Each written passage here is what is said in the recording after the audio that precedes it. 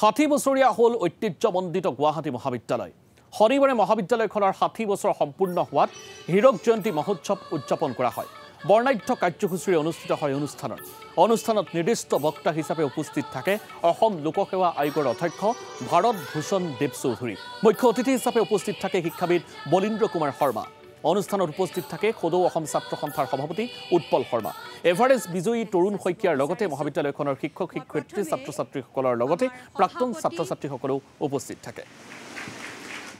খুবেই ভাল লাগিলে। মই আশা কৰিছিলোঁ যে আৰু অধিক ছাত্ৰ ছাত্ৰী হ'ব, কাৰণ ইয়াৰ এই শিক্ষানুষ্ঠানবোৰৰ পৰাই আচলতে ছাত্ৰ ছাত্ৰীসকলক আমি পৰৱৰ্তী সময়ত যাতে অসমৰ বিভিন্ন সেৱাৰ লগত জড়িত কৰিব পাৰোঁ, সেই বিষয়ে মই কিছু কথা তেওঁলোকক আজি আভাস দিলোঁ। পৰৱৰ্তী সময়ত আৰু মোৰ ইয়াত তেওঁলোকৰ লগত প্ৰত্যক্ষভাৱে ইণ্টাৰেকশ্যন কৰাৰ এটা আশা আছে আৰু খুবেই ভাল লাগিলে আজি। আমাৰ আজি খুবেই ভাল লাগি আছে, কাৰণ আমাৰ এইটো এটা শুভ দিন, আজি এটা পবিত্ৰ দিন। মহাবিদ্যালয়ৰ আজি 60 বছৰ গৰকিলে। আমি হীৰক জয়ন্তী আজি মানে এটা আৰম্ভণিহে এইটো আজি 3 আগষ্ট, কাৰণ আজি 3 আগষ্টটো আমাৰ আচলতে ফাউণ্ডেশ্যন ডে কলেজৰ। 1964 চনত জন্ম লাভ কৰা, তেতিয়াৰ পৰা আহি আজি 2024ত 60 বছৰ হ'ল।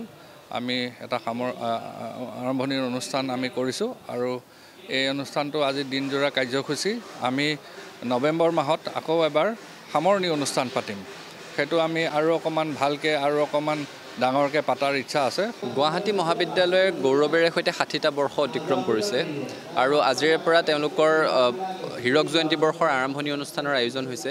গতিকে আমি খুব গৌৰৱান্বিত এই অনুষ্ঠানটোৰ অংশ হ'বলৈ প্ৰায় কৃতাৰ্থ হৈছোঁ আৰু আশা কৰিছোঁ যে গুৱাহাটী মহাবিদ্যালয়ে যোৱা 60টা বছৰে যি ধৰণেৰে শৈক্ষিক দিশত অসমক নেতৃত্ব দি আহিছে, অনাগত দিনতো সেই ধাৰাবাহিকতা অব্যাহত ৰাখক আৰু আমি আশা